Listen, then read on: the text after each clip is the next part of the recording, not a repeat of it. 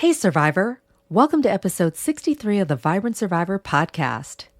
Today, I'm going to empower you to prioritize your health and well-being when the narcissist tries to manage perceptions.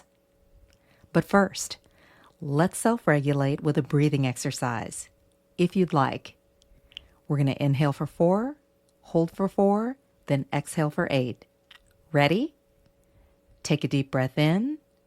2, 3, 4, hold, 2, 3, 4, exhale, 2, 3, 4, 5, 6, 7, 8.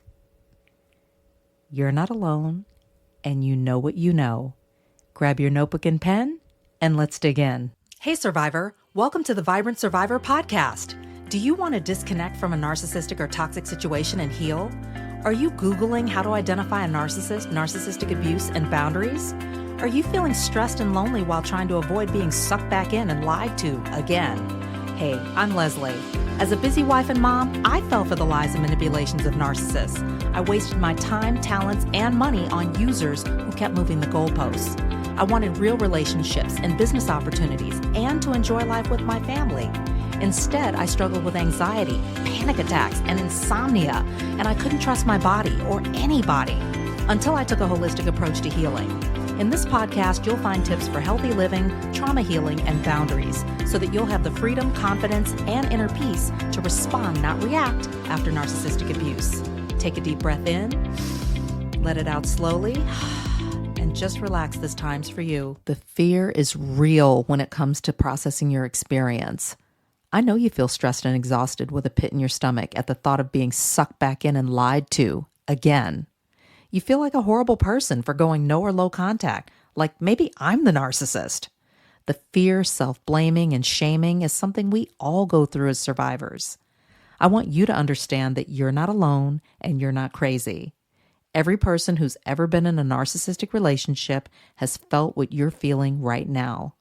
If this resonates with you and you're like, I'm done with fear, I'm done playing small, I know who I am, and I am not the narcissist, I want you to say yes. Today's the day. I want you to go right now to closeyourcoachingsession.com and I want you to book your call because we're going to do this together. I'm going to hold your hand and we're going to overcome this fear so that you can begin a long-lasting journey of healing. Let's do this. As my community wades through the messy middle in pursuit of truth and justice for teen violence victims, narcissism has reared its ugly head, online and in person. Not only is this distracting from the issue at hand, but it's detrimental to our healing processes as individuals and as a community. Narcissists, as you know, are highly manipulative and skilled at perception management. This is their deliberate attempt to influence how you perceive them or a situation. Narcissists do this by carefully curating their image, being charming, intelligent, confident, and coming across sometimes as being superior to you, and even mirroring you, while behind the scenes, the opposite is true. For example, online, we're seeing business and personal associates of the Gilbert Goons, Google them, and their parents, quote, cutting ties in the public eye. Meanwhile, they have yet to erase all of the images showing them with their goon-related good friends from their own social media. And those who know both parties on both sides of this equation are spilling the tea behind the scenes about how these deeply rooted ties are still very much intact. For narcissists, image is everything. It's all about appearances. Those who know, know. Those who don't care to know or care to dig deeper buy the lie. Now, we also have some anonymous posters in comment threads online who are concerned about the way that the goons and their families are being treated. Their novel-length commentaries include projection, gaslighting, deflection, blame shifting, and more. Specifically, the none of your business narratives or portraying suspects as victims and demanding answers from the community to their preemptive efforts to poke holes in civil lawsuits that are coming in hot against the goons and their families, instead of maybe, calling the law offices directly and sharing their grievances with the attorneys themselves. And then there's the devaluation of community collaboration to get to the truth. In some cases, the exact same wording is being used in these commentaries to throw people off the scent and contribute to the chaos and confusion. For example, a lot of these anonymous commenters will say things like, "You'll see when the truth comes out," or "You're all going to be really embarrassed when the truth comes out." And it's almost like a twisted form of future faking, where the revelation of the, quote, real truth is the dangling carrot that's supposed to motivate community activists to doubt themselves and shut up now so that the perpetrators and their enablers can momentarily cast off their guilt and shame. See how that all works, survivor? Here are reasons why understanding perception management is critical for reclaiming your power and prioritizing your health and well-being. And I'm also going to include 4 ways to do this. First of all, gaslighting is toxic. And narcissists use perception management to do just that, to get you to doubt your reality. And this can chip away at your confidence and your sense of self. Also, isolation facilitates manipulation.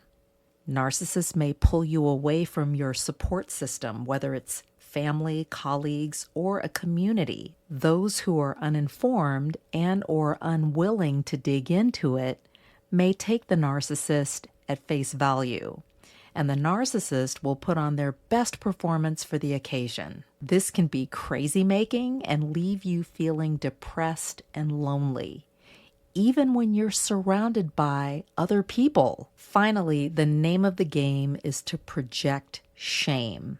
In addition to presenting the perfect image to impress and win over others, part of the idea behind perception management is to leave you feeling guilty, self-blaming, and shaming yourself so that you're stuck mentally, emotionally, and physically. So how can you reclaim your power and prioritize your health and well-being under these circumstances? Number 1, trust your gut. Allow yourself to know what you know. If something feels off to you, go with it. Gaslighting is fueled by self-doubt. So by trusting your gut, you can stay grounded in reality and not controlled by the narcissist and their narrative. You can document your experience and share that with a trusted friend or a group. And you can do your due diligence, play detective, or hire one. Number 2, limit your exposure. You get to choose what you will allow yourself to be exposed to. This is key to protecting yourself from manipulation and abuse. The narcissist will heap it on without giving you or the damaging effects of this a second thought. You can make a list of your needs and your limits pertaining to a person or a situation, communicate them clearly, and enforce consequences if the lines are crossed. You have the power. Number 3, find your tribe. Surround yourself with people you trust who validate, encourage, and uplift you. There is healing in community, survivor, and you are not alone. You can get a referral to a licensed professional, join a group, take up a hobby, or even take up a cause, like fighting against teen violence in your community. It's happening everywhere. Number 4, nourish to flourish. Prioritize your health and well-being with activities that nourish you inside and outside. This will lengthen your lifespan and help to improve the quality of your life. The best self-care practices are the ones that light you up.